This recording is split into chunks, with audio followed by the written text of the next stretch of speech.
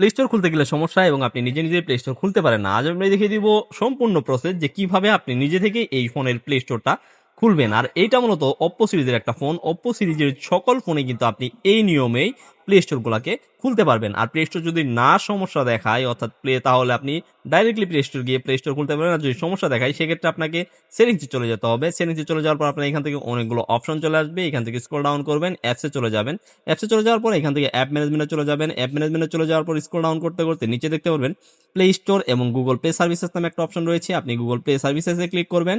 তারপর এখান থেকে স্টোরেজে ক্লিক করবেন। তারপর এখানে ক্লিয়ার ক্যাচ এবং ক্লিয়ার ডাটাতে ক্লিক করে এইখান থেকে ক্লিয়ার অল ডাটাতে ক্লিক করে জাস্ট কনফার্মে ক্লিক করে দিবেন। ব্যাস, আপনার কাজ কিন্তু এখানে আপাতত শেষ। যদি আপনার প্লে স্টোরটা কাজ না করে সেক্ষেত্রে আপনাকে এইটা করতে হবে।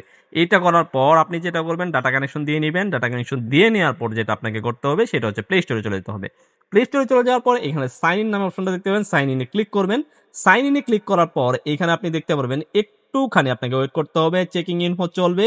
চেকিং ইনফো চলার পর আপনাকে এখানে কিছুক্ষণ সময় আবার কিন্তু ওয়েট করতে হবে।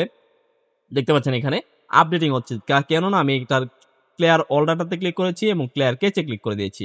তারপরে এখান থেকে এখন প্লে স্টোর কেমনে খুলবেন, এই যে ক্রিয়েট অ্যাকাউন্ট নামে একটা অপশন রয়েছে, আপনি সেই ক্রিয়েট অ্যাকাউন্টে ক্লিক করবেন। ক্লিক করে এইখানে দেখতে পাচ্ছেন ফর মাই সেলফ পার্সোনাল, এটাতে ক্লিক করে আপনি আপনার নাম দিয়ে দিবেন। আপনি আপনার যে নামে আর কি প্লে স্টোরটা খুলতে চাচ্ছেন, অর্থাৎ এখানে একটা ইমেল খুলতে হবে আপনাকে।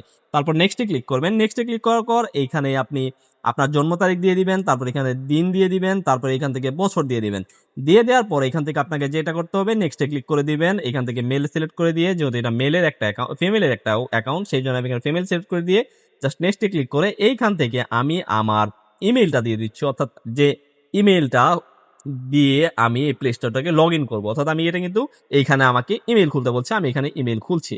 খোলার পর এখান থেকে নেক্সটে ক্লিক করব। আবার নেক্সটে ক্লিক করার পর এখান থেকে পাসওয়ার্ডটা দিয়ে নিব। অর্থাৎ আপনি এখানে 8 সংখ্যার পাসওয়ার্ড দিয়ে নিবেন। আমি এখান থেকে 8 সংখ্যার পাসওয়ার্ড দিয়ে নিব।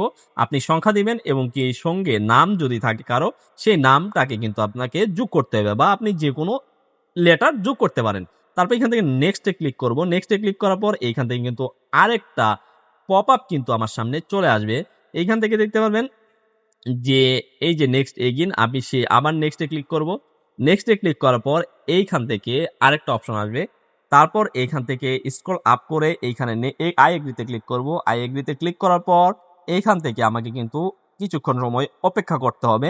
অপেক্ষা করার পর এইখানে গুগল সার্ভিসেস নামে একটা অপশন দেখতে পারবেন। আপনি সেই গুগল সার্ভিসেসে আবার কিন্তু আপনাকে একটু অপেক্ষা করতে হবে। এইখান থেকে আমি কিন্তু এটার ফুল প্রসেস যেটা রয়েছে সেই ফুল প্রসেস কিন্তু দেখাচ্ছি, এই জন্য কিন্তু ভিডিওটা লং হচ্ছে।